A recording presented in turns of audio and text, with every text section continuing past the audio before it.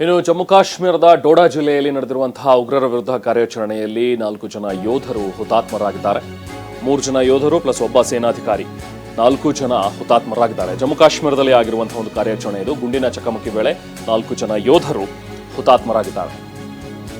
ಓರ್ವ ಸೇನಾಧಿಕಾರಿ ಮತ್ತು 3 ಯೋಧರು ಹುತಾತ್ಮರಾಗಿದ್ದಾರೆ. ಇದು ಜಮ್ಮು ಕಾಶ್ಮೀರದ ಡೋಡಾದಲ್ಲಿ ನಡೆದಿರುವಂತಹ ಕಾರ್ಯಾಚರಣೆ. ಡೋಡಾದಲ್ಲಿ ಉಗ್ರರ ವಿರುದ್ಧ ನಡೆದಂತಹ ಕಾರ್ಯಾಚರಣೆ. ಅಲ್ಲಿ ಒಂದು ಕಾಡು ಭಾಗದಲ್ಲಿ ಉಗ್ರರು ಅಡಗಿ ಕುಳಿತಿದ್ದಾರೆ ಅನ್ನುವಂತಹ ಒಂದು ಖಚಿತ ಮಾಹಿತಿ ಮೇರೆಗೆ ಅಲ್ಲಿ ಕಾರ್ಯಾಚರಣೆಗೆ ಮುಂದಾದಂತಹ ಯೋಧರು. ಆಗ ಉಗ್ರರಿಂದಲೂ ಕೂಡ ಪ್ರತಿದಾಳಿಯಾಗಿದೆ. ಸೊ ಈ ಒಂದು ದಾಳಿಯ ಸಂದರ್ಭದಲ್ಲಿ ನಮ್ಮ ಯೋಧರು ಕೂಡ 4 ಜನ ಮೃತಪಟ್ಟಿದ್ದಾರೆ, ಹುತಾತ್ಮರಾಗಿದ್ದಾರೆ. ಹಾಗೆ ಒಬ್ಬ ಉಗ್ರನನ್ನ ಈಗಾಗಲೇ ಹೊಡೆದುರುಳಿಸಿದ್ದಾರೆ. ಇನ್ನೂ ಕೂಡ ಕಾರ್ಯಾಚರಣೆ ಮುಂದುವರೆದಿದೆ. ಇದು ಜಮ್ಮು ಕಾಶ್ಮೀರದ ಡೋಡಾದಲ್ಲಿ ನಡೀತಾ ಇರುವಂತಹ ಉಗ್ರರ ವಿರುದ್ಧದ ಕಾರ್ಯಾಚರಣೆ. ನಿನ್ನೆ ಆದಂತಹ ಒಂದು ಕಾರ್ಯಾಚರಣೆಯಲ್ಲಿ BSF ಯೋಧರು ಒಬ್ಬ ಉಗ್ರನನ್ನ ಈಗಾಗಲೇ ಹೊಡೆದುರುಳಿಸಿದ್ದಾರೆ.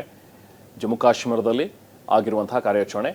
ಆದರೆ ಇದರಲ್ಲಿ 3 ಜನ ಯೋಧರು, ಒಬ್ಬ ಅಧಿಕಾರಿ, 4 ಜನ ಹುತಾತ್ಮರಾಗಿದ್ದಾರೆ.